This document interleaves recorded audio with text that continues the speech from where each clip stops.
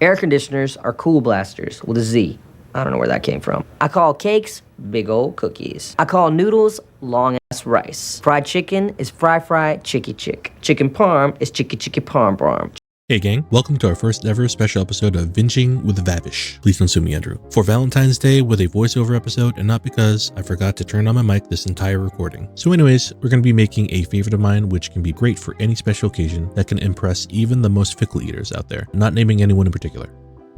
The ever so humble and delicious chicky parm, as my boy Tom Haverford likes to call it, needs no introduction, so let's get right into it. What am I even doing? Anyways, let's start dicing up half an onion. Remember folks to use the claw when cutting up anything unless you want a little more iron in your food or have a live reenactment of the Wendy's chili fiasco. As always, and say it with me class, be gentle with your garlic and mince it up nice and fine, kind of like you. For the actual chicken parm, let's get those chicken breasts out of its confines, pat them down dry, and butterfly them. All we're doing is cutting them in half and laying it out, which strangely resembles a butterfly spreading its wings. A giant, pink, horrifying looking butterfly. To do this, get a gallon Ziploc bag and cut off the sides if you wish, and place the chicken between the flaps of the bag. Parchment paper could also be used to do this part. Find a flat, heavy bottom pot or pan and start pounding it down. Try not to hit it too hard, as it may start tearing the chicken up, which we don't really want. I used an enamel cast iron pan for this part. I gave it a few whacks and then used my weight to flatten it down a bit. This creates a flat and even surface for the chicken to be breaded and cooked evenly. What usually happens is when the thick part of the chicken breast gets cooked,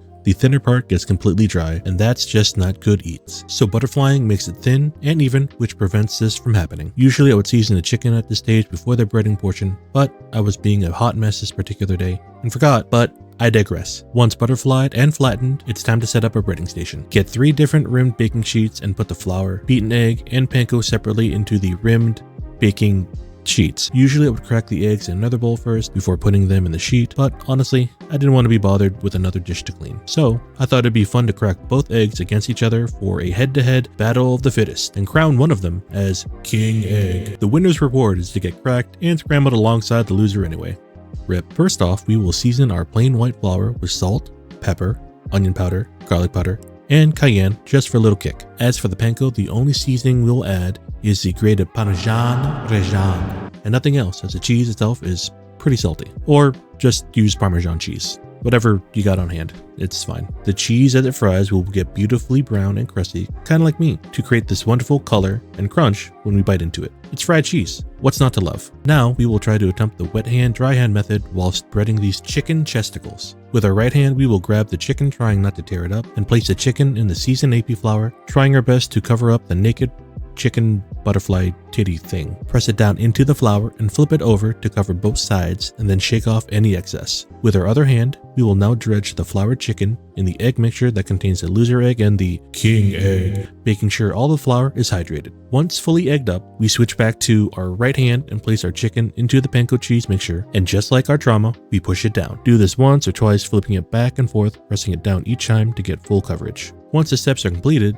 set aside on preferably a rimmed baking sheet with a rack, but I didn't have any clean ones, so I used a plate instead. Now, repeat with the other chicken breast and set aside to let the flour to fully hydrate. Now clean up our mess, and we will prepare a simple tomato sauce to top off our spaghetti nudes and chicken parm. In a small saucepan, heat up some olive oil over medium-high heat, and drop in our onion and garlic until fragrant or until the onion is translucent, which will only take a couple of minutes. Add your red chili flakes if you remembered. I unfortunately did not. Once your onions and garlic are translucent and fragrant, now would be a good time to add your tomato paste. Cook the tomato paste around 30 seconds to a minute or so, just to get that raw, tomatoey, tinny taste out of the tomato paste. Then drop in our canned tomatoes, making sure not to spill any, unlike me in this video, and dropping our heat down to a low, medium-low, and mix. We want it to simmer but not splatter, unless you want to add another thing to our cleanup stage. Season our sauce with black pepper, salt, and red chili flakes because I forgot, like I said earlier, and mix it all in. Then place it on the back burner for 20 to 30 minutes covered while we fry up our chicken cutlets. Grab a nice heavy bottom pan like cast iron and heat up the olive oil until 360F or until shimmering if you don't have a thermometer. Dropping in the cutlets will drop the temperature a bit, so going slightly above 350 will make sure we are in range for the perfect frying temperature. During the first cutlet frying up, I started my pasta and cooked it al dente,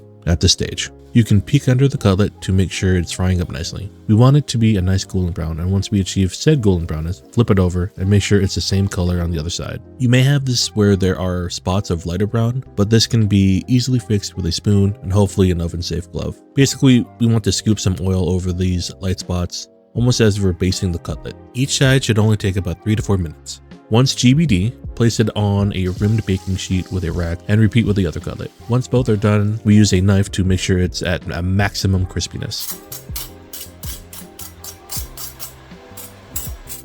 Now, the sauce at this point should be nice and thick. Get a scoop or two and add a nice layer of the thick sauce. I personally don't like adding too much sauce, as I do like some plain crispy bits with no sauce at times, but you can choose however much sauce you prefer because you're strong, independent, and I'm not your dad. Anyways, get your totally fresh and not pre-grated mozzarella, place it on top of your sauce, and then add more Parmesan or Reggiano as well, because more cheese equals more flavor. Set your oven on high broiler setting and place your cutlets inside for a minute or two. Do not walk away at this stage. Keep an eye on it, as things can get from perfectly melty brown goodness to burnt and bitter disappointment, like me, really quickly. This is where I should have added some basil for the presentation, but mine went bad really quickly, and they were a disgusting green and smelled funny, so I just got rid of them. Now, once the cheese is fully melted and nicely browned, take them out of the oven and let's prepare to assemble our meal we worked so hard for. Now, assemble our plate with a bed of pasta with a nice scoop of the sauce, and then our gorgeous looking chicken parm. Since I didn't have any greenery to top off our meal, I opted in for some green onion. Now our meal is healthy, as green equals healthy. Extra Parmesan or Reggiano, and there you have it. We have our homemade chicken Parmesan that could make anyone happy for any special occasion, especially for Valentine's Day, if I actually got this episode out before then. To be honest, gang, I even impressed myself with this one, as this was one of the best parms I've ever made. The crisp level was off the charts, the sauce was just the right consistency.